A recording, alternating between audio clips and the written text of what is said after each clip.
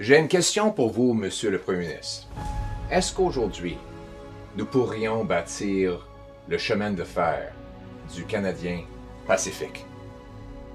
N'oublions pas que la raison pour laquelle Johnny a voulu un chemin de fer à travers notre pays, c'était pour relier notre pays d'est à l'ouest et de ne pas dépendre des Américains.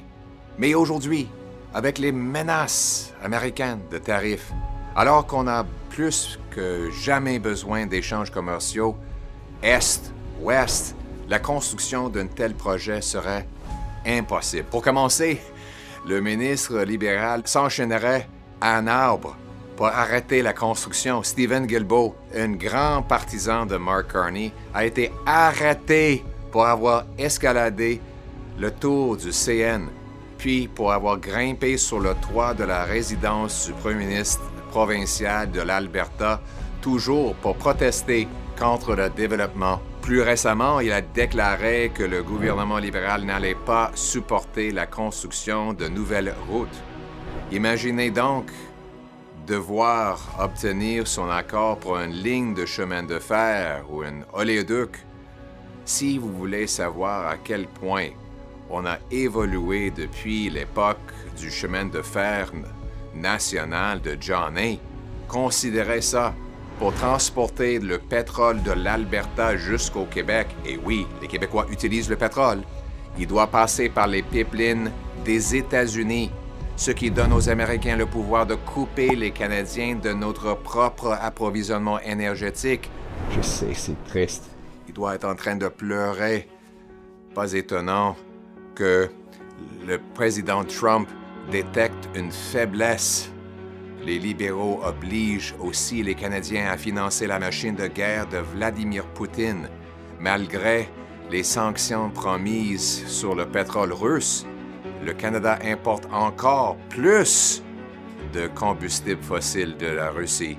So it may come as a surprise to many that Russian crude oil is still making its way to Canada and to the United States. Si on avait plus de pipelines et de raffineries, on pourrait remplacer toute l'énergie russe par de l'énergie canadienne. On pourrait aussi gagner des centaines de milliards de dollars en transportant le pétrole de l'Ouest vers la côte Est, puis en expédiant par-dessus l'Atlantique. Ça mettrait fin à la dépendance de l'Europe envers Poutine et transformerait les dollars des dictateurs en chèques de paie pour les Canadiens.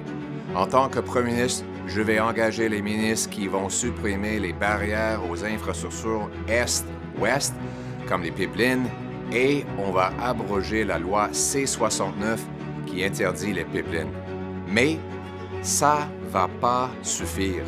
Après 10 ans des libéraux qui détruisent les projets, après des années où les libéraux bloquent les pipelines, et après que le gouvernement a effectivement tué Énergie Est, peu d'investisseurs vont être prêts à prendre des risques avec les gouvernements canadiens.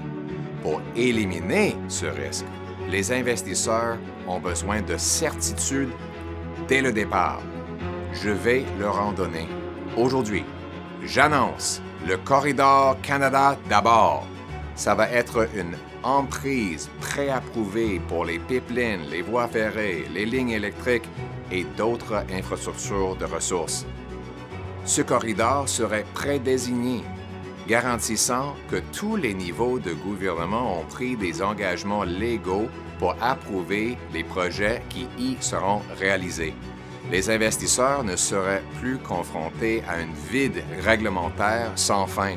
Les Premières Nations seraient impliquées dès le départ, garantissant que les retombées économiques profitent directement à leur communauté. On va ramener notre argent, nos entreprises, nos chèques de paie et notre indépendance énergétique. On va mettre fin à notre dépendance envers les États-Unis. On va se rapprocher de nos compatriotes canadiens.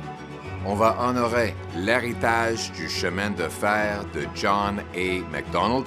Merci encore, Monsieur le Premier ministre.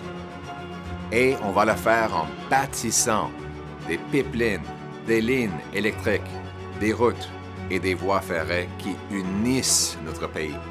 un pays uni, autonome, souverain, indépendant. On va se tenir debout face aux Américains et mettre le Canada d'abord, ramenant le gros bon sens chez nous.